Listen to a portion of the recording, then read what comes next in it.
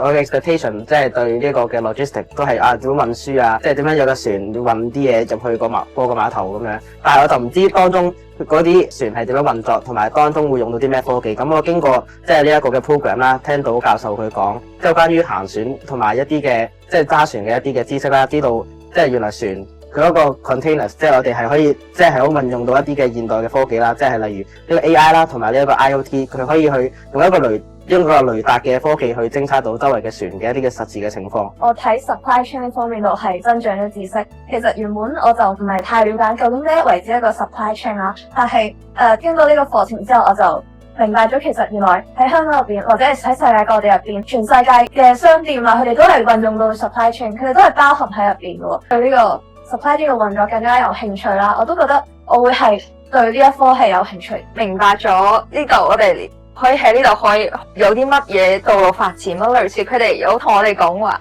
有同我哋介紹下，我哋喺呢個 program 入面之後，我哋大學嘅出路係有啲乜嘢咧？係一個30萬嘅獎學金，我相信呢個係吸引到好多原本係冇諗過會入嚟嘅學生嘅。有咗呢個資助嘅話，我就會更加想去發展。我覺得係非常之推動到我去了解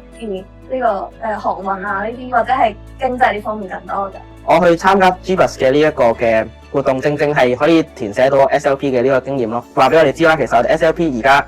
喺呢個 FDMT 嘅呢個系統裏邊，已經可以用一個 AI 去即係去調整你嗰個畫風啦，或嗰個語氣，亦都等我明白到其實我哋而家嗰個我哋個焦點係即係擺喺點樣去提升我哋自己嘅學習嘅知識啦，我哋嘅見聞啦，就唔需要即係太擔心。即係 SLP 點樣寫啊？即係嗰個文章嗰個進度點樣寫？就唔使擔心呢啲，因為佢哋已經有一個嘅 AI 去等我哋去有一個方向啦，去知道。而且佢個 AI 亦都可以等我哋去透過我哋自己嘅興趣啦，我哋嘅專長已經可以分析到我哋將來適合啲咩嘅工作。